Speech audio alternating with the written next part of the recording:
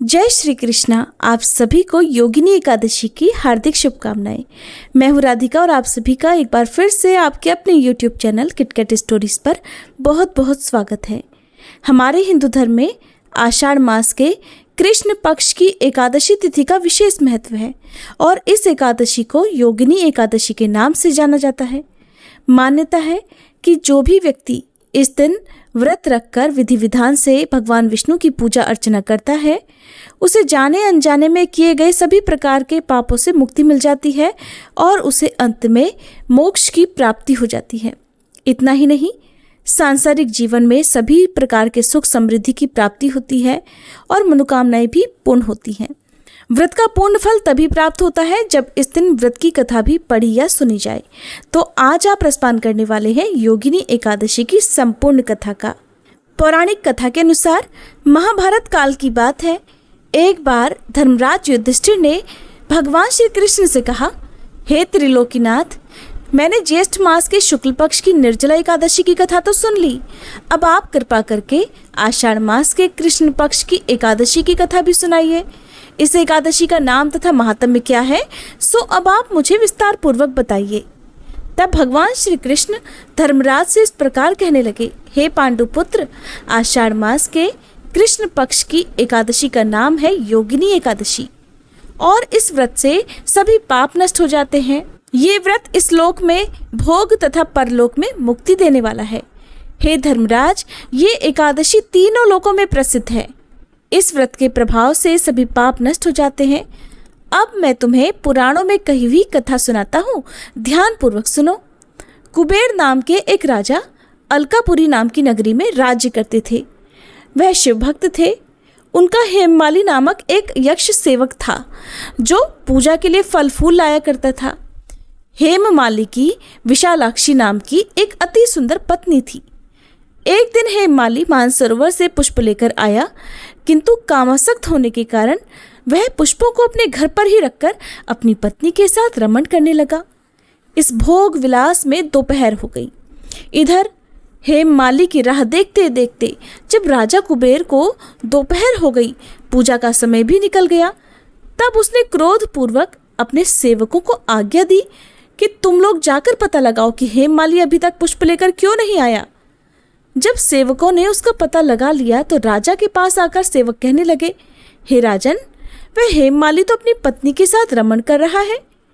इस बात को सुनकर राजा कुबेर ने हेममाली को बुलाने की आज्ञा दी।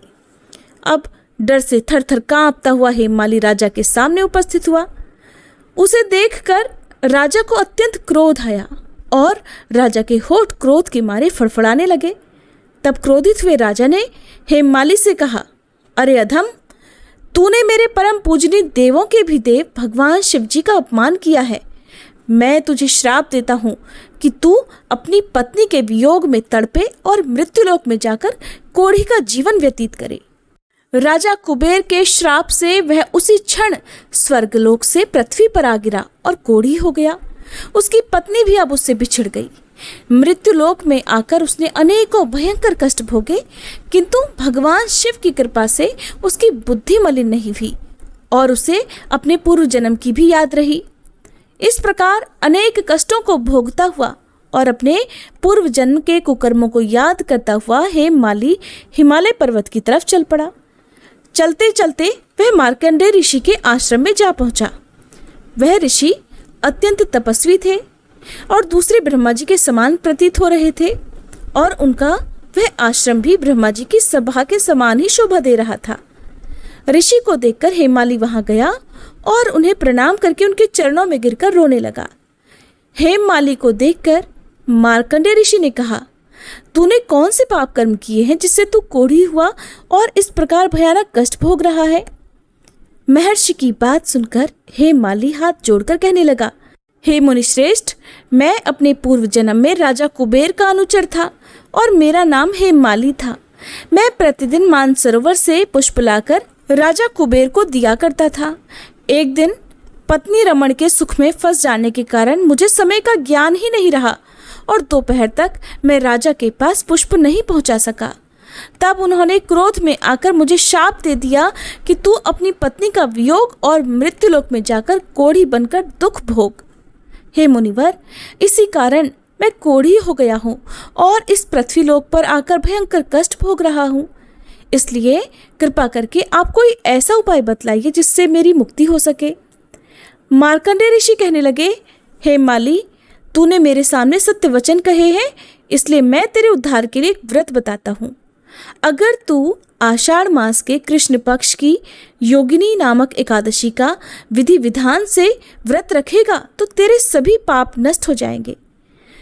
महर्षि के ऐसे वचन सुनकर हेममाली अत्यंत प्रसन्न हुआ और उनके चरणों में गिरकर उन्हें धन्यवाद करता हुआ उनके वचनों के अनुसार योगिनी एकादशी का विधि विधान से उसने व्रत रखा। इस व्रत के पुण्य प्रभाव से वह अपने पुराने स्वरूप में आ गया और उसका वह शाप भी दूर हो गया और वह कोढ़ मुक्त हो गया तथा अपनी पत्नी के साथ अब वह सुखपूर्वक रहने लगा। भगवान श्री कृष्ण कहते हैं, हे धर्मराज, इस योगिनी एकादशी की कथा का फल 88,000 ब्राह्मणों को भोजन कराने के बराबर है। इस व्रत के महात्म्य को सुनकर सभी पाप नष्ट हो जाते हैं और अंत में मोक्ष प्राप्त करके प्राणी भगवान श्री हरि के धाम बैकुंठ लोक को जाते हैं। तब भगवान श्री कृष्ण के श्रीमुख से योगिनी एकादशी का महात्म्य सुनकर धर्मराज युधिष्ठिर ने भी इस व्रत का पालन किया। ये थी योगिनी एकादशी की व्रत कथा। अब जानिए आज के दिन पूजा किस प्रकार से करनी चाहिए। योगिनी एकादशी के शुभ अवसर पर व्रती को चाहिए कि ब्रह्म मुहूर्त में उठकर स्नान आदि से निवृत्त हो जाएं। इसके बाद पीले रंग के साफ वस्त्र धारण कर लें। पूजा घर की साफ सफाई करने के बाद गंगा जल छिड़ककर पूजा की तैयारी करनी चाहिए। अब एक चौकी पर पीले रंग का साफ वस्त्र बिछाकर उस पर भगवान विष्णु की मूर्ति या फिर तस्वीर की स्थापना करें। भगवान विष्णु को पंचामृत से स्नान कराएं। स्नान करने के बाद भगवान विष्णु को वस्त्र, माला आदि अर्पित करें। माला पीले पुष्पों की हो तो ज़्यादा अच्छा है क्योंकि पीला रंग भगवान विष्णु को बहुत प्रिय है। अब भगवान को ताजे फूल, माला, पीला चंदन, हल्दी अर्पित करें। एक पान के पत्ते में सुपारी, 2 लौंग, 1 रुपये का सिक्का और 1 बताशा रखकर भोग लगाएं। इनके अलावा आप मौसमी फलों का भोग भी लगा सकते हैं। आपको ध्यान रखना है कि आप जो भी भोग भगवान विष्णु को अर्पित करते हैं उसमें तुलसी पत्र जरूर रखें। साथ ही 1 लोटा जल का अपने मंदिर में भरकर रखें। धूप दीप जलाने के साथ ही मंत्रों का जाप किया जाता है। ओम नमो भगवते वासुदेवाय या ओम श्री विष्णवे नमः या हरे कृष्णा मंत्र का जाप करते हुए आप यदि सामर्थ्य रखते हो, आप खुद से पढ़ सकते हो तो श्री विष्णु सहस्त्रनाम का पाठ करना चाहिए, नहीं तो आप सुन भी सकते हैं। इस प्रकार पूजा करने के बाद माँ लक्ष्मी जी की पूजा करें। माँ लक्ष्मी जी को लाल पुष्प अर्पित करने के बाद सुहाग की सामग्री अर्पित करें और यदि आपके पास दक्षिणावर्ती शंख है, श्री यंत्र है या कौड़ियाँ हैं तो माँ को अर्पित करें। ऐसा करने से घर में आर्थिक समस्याएं नहीं आती हैं और ऐसे घर में सदा माँ लक्ष्मी जी का स्थायी वास बना रहता है। फिर हाथ में पुष्प लेकर व्रत की कथा पढ़नी या सुननी चाहिए। सबसे अंत में आरती करके क्षमा याचना करनी चाहिए। दिन भर उपवास रखने के बाद शाम को विधि विधान से पूजा करें। संभव हो तो रात्रि जागरण करें और यदि संभव ना हो तो जितनी देर तक भी आप जाग सकते हैं उतनी देर तक सच्चे मन से भगवान विष्णु के मंत्रों का जाप करें, भगवान विष्णु की कथाएं पढ़ें या सुने और अगले दिन सुबह शुभ मुहूर्त में व्रत का पारणा यानी एकादशी का उपवास खोल लेना चाहिए। तभी एकादशी का व्रत पूर्ण माना जाता है। अगर आप इस बारे में जानना चाहते हो कि व्रत का पारणा कब और कैसे किया जाता है, इस बार की योगिनी एकादशी के दिन शुभ मुहूर्त कौन कौन से हैं, तो इसकी अलग से वीडियो हमारे चैनल पर अपलोडेड है। आप चाहें तो उन वीडियोस को भी देख सकते हैं। ये कथा पसंद आई हो तो वीडियो को लाइक करना मत भूलिएगा।